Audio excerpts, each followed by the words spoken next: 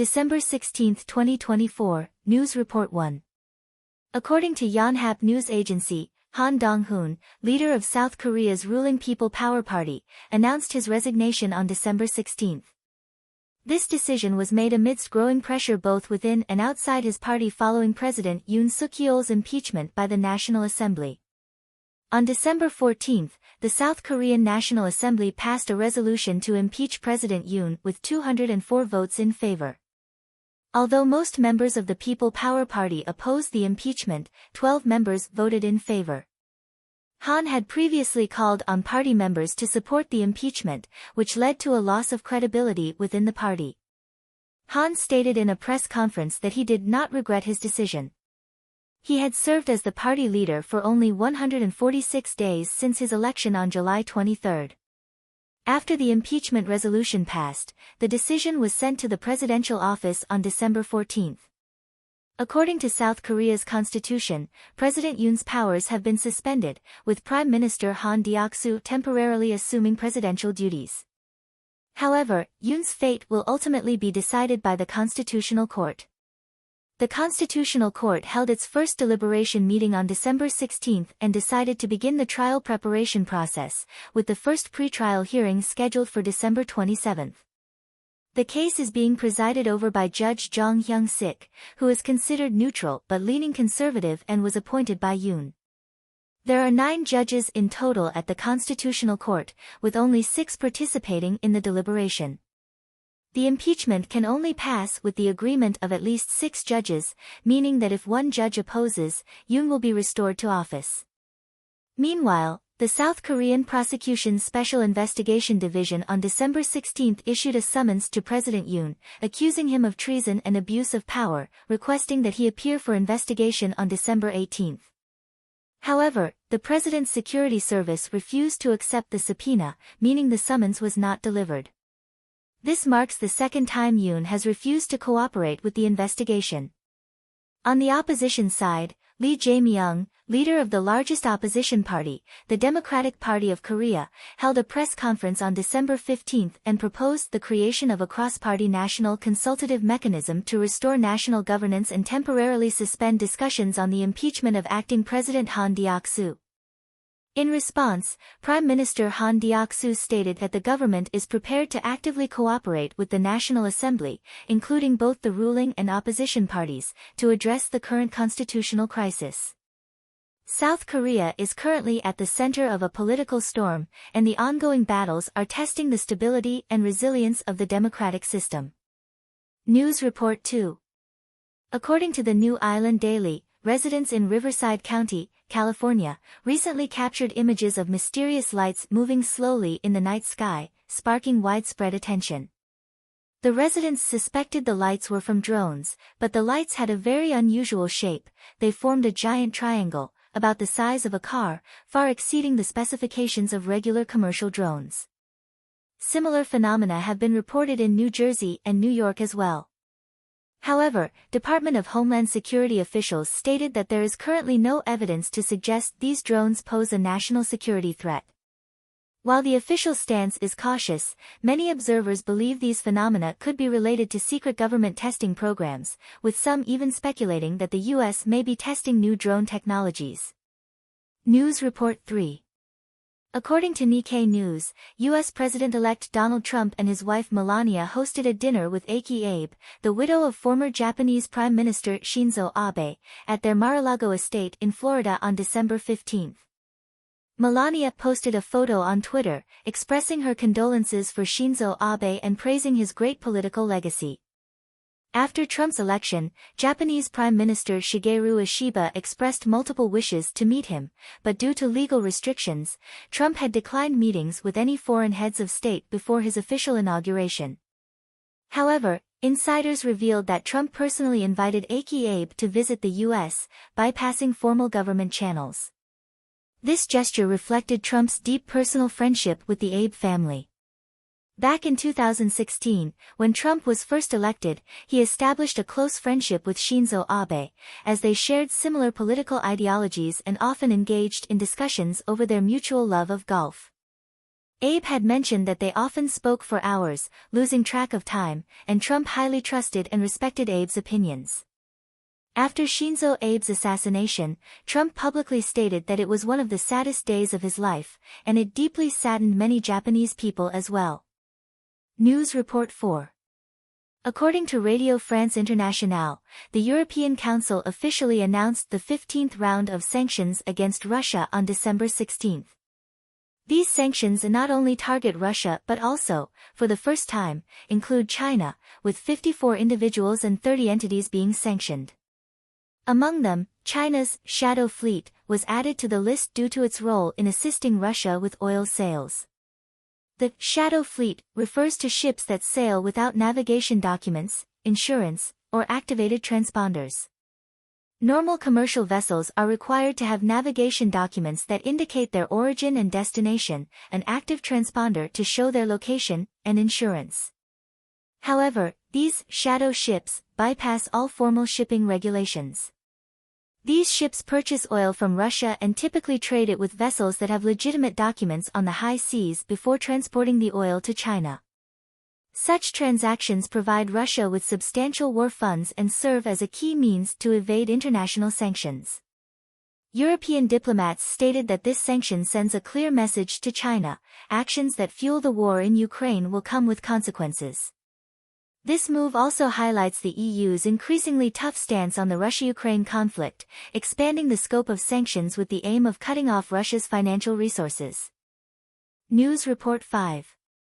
According to Asia Radio, on December 14, the family and lawyer of Xing Yanjun, the general manager of a mobile game company, APB Competitive Alliance Texas Hold'em, announced that they would file for accountability against the Shinchi Public Security Bureau of Hulunbuir City, Inner Mongolia, following Xing Yanjun's unusual death during police enforcement in another jurisdiction.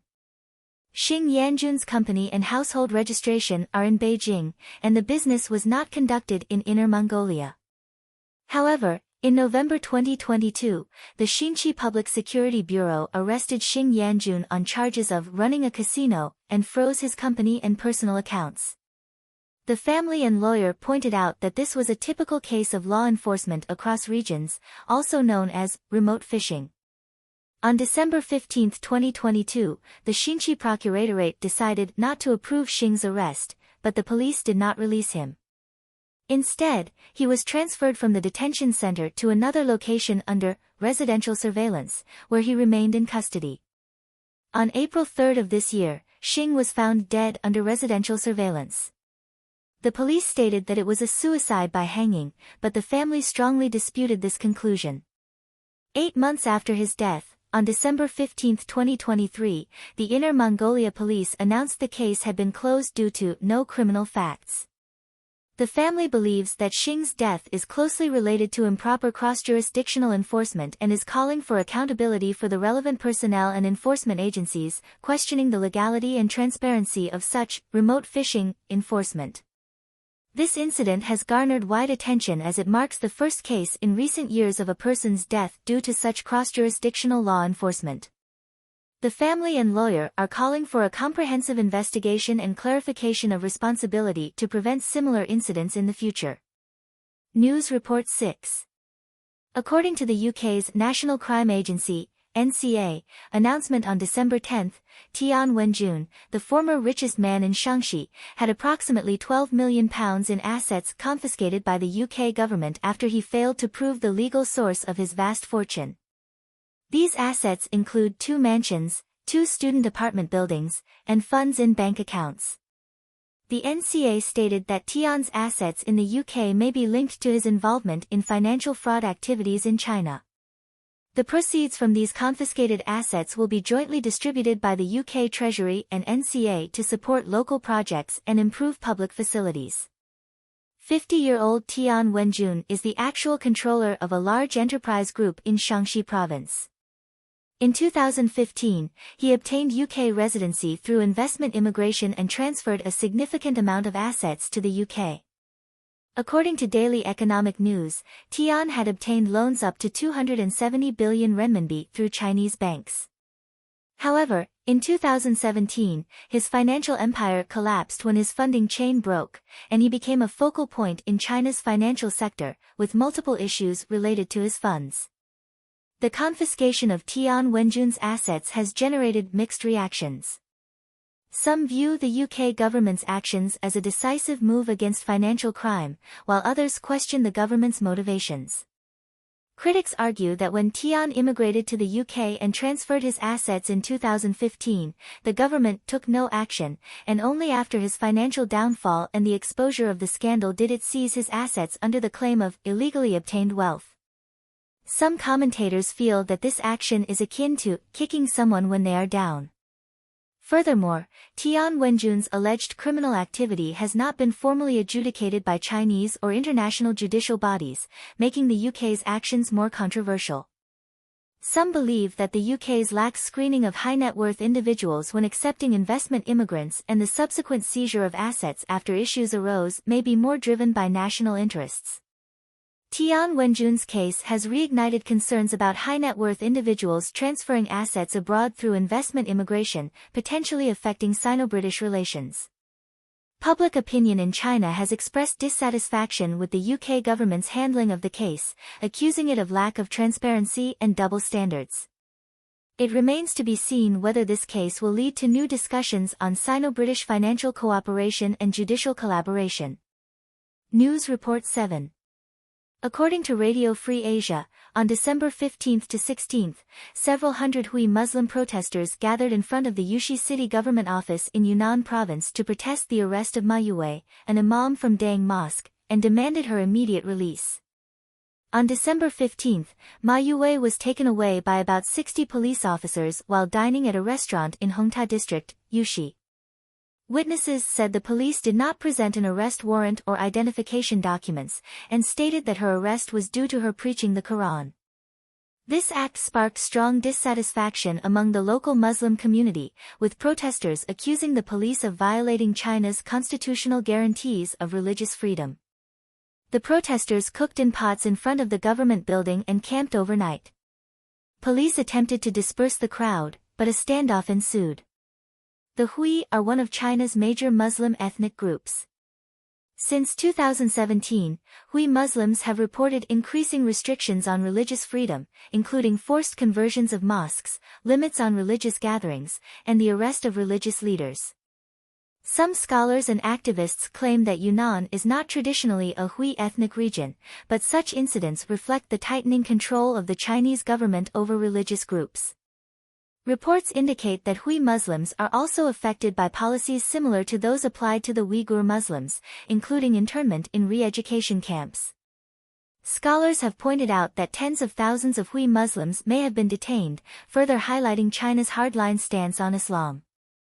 In recent years, the Chinese government has strengthened its control over religious groups, requiring religious activities to align with core socialist values. The Muslim community has become a key target of surveillance, with restrictions on religious education, closures of religious sites, and the re-education of religious leaders. The Yuxi protests have once again drawn international attention to religious freedom issues in China. Human rights organizations and the international community have repeatedly called on the Chinese government to respect religious freedom and end the repression of religious minorities. However, similar protests and crackdowns continue to occur nationwide. The Yuxi protest not only reflects the strong dissatisfaction of Hui Muslims with religious policies but also reveals the deep-seated ethnic and religious tensions in Chinese society. As the Chinese government tightens its control over religious groups, the rise in such incidents may attract more international attention and discussion. News Report 8. China National Offshore Oil Corporation, CNOOC, announced the sale of two of its oil assets in the U.S. Gulf of Mexico to the British chemical group INEOS for $2 billion. These assets were indirectly acquired by CNOOC through its purchase of Canadian company Nexen in 2013, including a 21% stake in the Abu Maddox oil field and a 25% stake in another oil field. CNOOC has acted as a strategic investor in these fields, without being involved in the operations and management. Since 2022, CNOOC has expressed interest in selling these assets, primarily due to concerns that its overseas investments might become targets of Western sanctions amid the geopolitical tensions between China and the U.S. In recent years, with the deterioration of Sino-US relations and the growing vigilance of the West towards China's expansion in strategic sectors, the overseas investments of Chinese companies, including CNOOC, have faced increasing political and legal risks. The buyer, INEOS, is a global chemical and energy group, and this acquisition will further strengthen its energy business in the Gulf of Mexico. This sale by CNOOC aligns with its strategy of adjusting its overseas investment portfolio and mitigating risks, and reflects a trend of China reducing its reliance on Western markets. This move highlights the contradictions in China's overseas energy investments. On one hand, China promotes global energy cooperation through the Belt and Road Initiative to expand its international influence. On the other hand, due to sanction risks, it is gradually reducing its dependence on Western markets and seeking new partners in regions like Africa, the Middle East, and Southeast Asia. This asset sale marks a cautious response by CNOOC to the risks of overseas investment and signals an adjustment and repositioning of China's overseas energy investment strategy. News Report 9. According to the Liberty Times, intense conflict broke out during the Taiwan Legislative Yuan's Internal Affairs Committee's review of a proposed amendment to the election recall law, submitted by the Kuomintang, KMT, on December 16. KMT legislators blocked the entrance to the meeting room with tables and chairs to prevent Democratic Progressive Party, DPP, legislators from entering. In 3 minutes, KMT legislators completed the initial review of the draft amendment and submitted it to the committee for clause-by-clause review. DPP legislators, unable to enter the meeting room, confronted and clashed with KMT legislators. The amendment aims to raise the threshold for recalls, including prohibiting the recall of public officials who have held office for less than a year, to protect the rights of KMT legislators. Critics argue that this move could undermine the foundation of Taiwan's democratic rule of law. As the DPP holds fewer seats than the combined forces of the KMT and the People's Party in the Legislative Yuan, the amendment may have a chance of being passed, raising concerns and controversy across various sectors. News Report 10. According to United Daily News, Shanghai Vice Mayor Hua Yuan led a delegation of over 100 people to Taiwan on December 16 to attend the Taipei-Shanghai Twin City Forum held on December 17. Hua remained silent upon arrival at Taipei Songshan Airport, while outside the airport, an independence-leaning group shouted slogans advocating for Taiwan and China as two separate countries. After arriving in Taiwan, Hua's first visit was to a kindergarten and elderly care facilities in Taipei. Later that evening, Taipei Mayor Chang Wanan hosted a banquet at the Yuanshan Hotel for the Shanghai delegation. Prior to this, Taiwan's Mainland Affairs Council announced a ban on the entry of the head of Shanghai's Taiwan Affairs Office, Jean Mei, and 9 other Chinese journalists, which was one of the prelude events to the Twin City Forum. News Report 11. According to Bloomberg, the Urban Redevelopment Authority of Singapore released data on December 16 showing that the volume of private residential transactions in the suburbs of Singapore reached 2,557 units in November, the highest since March 2013. This number is more than double the total transaction volume in the previous 6 months. The report indicates that one of the reasons for this sharp increase in transactions is the active purchase of suburban homes by Singaporean citizens ahead of the 2025 general election. In recent years, Singapore's property prices have continued to rise, and the market has become overheated. Although the Singaporean government has increased the stamp duty on foreign buyers by an additional 60%, no policies have been introduced to address local residents. As a result, Singaporeans are concerned that housing prices will rise further, prompting them to purchase properties while the market is still relatively affordable. News Report 12. According to Sing Tao Daily, the Hong Kong Legislative Council discussed a proposal on December 16 titled, Improvement of Electoral Arrangement Bill.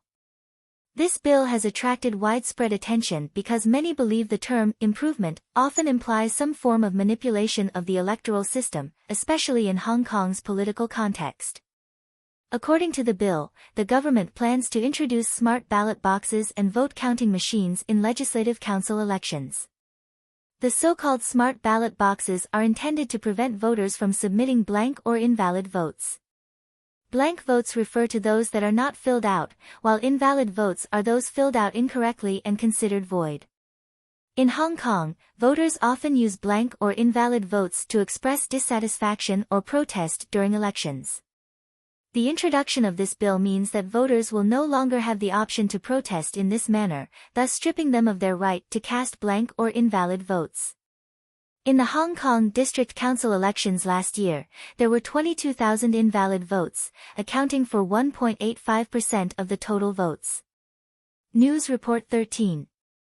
According to Asia Radio, Japan's Hitotsubashi University recently announced the launch of a program called the Democracy Advocates Assistance Plan, aimed at providing refuge and support for pro-democracy individuals from Hong Kong, Myanmar, and other countries. This program is specifically designed to assist political figures, journalists, and democracy activists who face political persecution or threats to their lives. The program has already received 3 applications. Through the program, applicants will be provided with student or researcher status, enabling them to travel to Japan or South Korea for 1 to 2 years of safe refuge and research support. If further assistance is needed after the aid period ends, the university will help refer them to other receiving institutions. This program offers a way for victims to protect their identity, enabling them to find refuge and development in a safe environment, with academic support, which is of significant importance. News Report 14. According to Nikkei News, Japan's Japan International Cooperation Bank, JBIC, released survey results on December 16 regarding the overseas expansion of Japanese businesses. The survey shows that India ranks first among the most promising countries for manufacturing industries in the next 3 years, marking the 3rd consecutive year India has been ranked as the country with the greatest business potential by Japanese companies. India's market growth is considered to be extremely strong, attracting considerable attention from Japanese businesses. Vietnam ranks 2nd, as it has become a destination for many Chinese companies shifting production and raw materials. The United States ranks 3rd, but its high wage costs pose a significant constraint. Indonesia is 4th, with strong domestic demand, and Thailand ranks 5th. Japan itself ranks 6th, reflecting strong domestic demand. Notably, China ranked 6th in this survey, the lowest in history, down significantly from 3rd place last year. Japanese companies believe that the trend of manufacturing shrinkage or withdrawal in China is a major factor affecting their investment decisions in the Chinese market. The survey interviewed 500 Japanese companies from July to August this year. News Report 15. According to CBC News, Canada began implementing a policy of exempting goods from the Goods and Services Tax, GST, starting December 14, lasting until February 15 of next year. This means that during this period, merchants will no longer charge the GST on goods, and consumers do not need to take any action. However, the goods must be paid for in full during the exemption period. In Ontario and Newfoundland and Labrador, in addition to the federal GST, provincial sales taxes will also be exempted. The goods covered by this tax reduction policy include food, groceries, beverages, dining, children's clothing, toys, video games, books, magazines, and newspapers. Some commentators have described this measure as an attempt to appease journalists. News Report 16. According to the Wall Street Journal, the Australian Securities and Investments Commission, ASIC, filed a lawsuit against HSBC Bank's Australian branch on December 15 in the federal court, accusing the bank of failing to protect customers from fraud. The fraud occurred between January 2020 and August 2024, affecting up to 950 victims, with a total fraud amount of $23 million Australian dollars. The fraud was typically perpetrated by scammers impersonating bank employees, who contacted victims by phone, claiming that there were issues with their accounts and asking them to provide information to protect their accounts, thereby taking control of the victims' accounts. ASIC stated that HSBC failed to promptly identify and fix vulnerabilities in its anti-fraud system, an error that was widespread and systemic. According to the report, HSBC had been aware of the deficiencies in its anti-fraud system since January 2023. News Report 17. According to China Gold News, a fire broke out on the pedestrian street of Jianghan Road in Wuhan, Hubei Province, on December 16, resulting in one death. Video footage shows that the fire started in a three-story building, with thick smoke spreading, and the entire pedestrian street was filled with smoke and the smell of burning. Local residents indicated that many of the buildings on Jianghan Road were old structures, which had been renovated into various restaurants and trendy shops, with buildings tightly connected, making firefighting efforts more difficult. The fire has raised concerns about the safety of old buildings in the area. News Report 18. According to Taiwan military news, the Abrams tanks purchased by Taiwan arrived at the Army Armored Troops Training Command in Hsinchu early in the morning on December 16. The 38 tanks, which arrived in Kaohsiung on December 13, were transported by heavy-duty trucks over a distance of 350 kilometers. The Abrams tanks have been equipped with Taiwan's unique three-color camouflage. It is expected that by 2026, Taiwan will complete the transport of 108 Abrams tanks, with 10 of them to be used for combat training and the remaining 98 to be deployed in Hsinchu and New Taipei, mainly for the protection of Taoyuan Airport and the port of Taipei.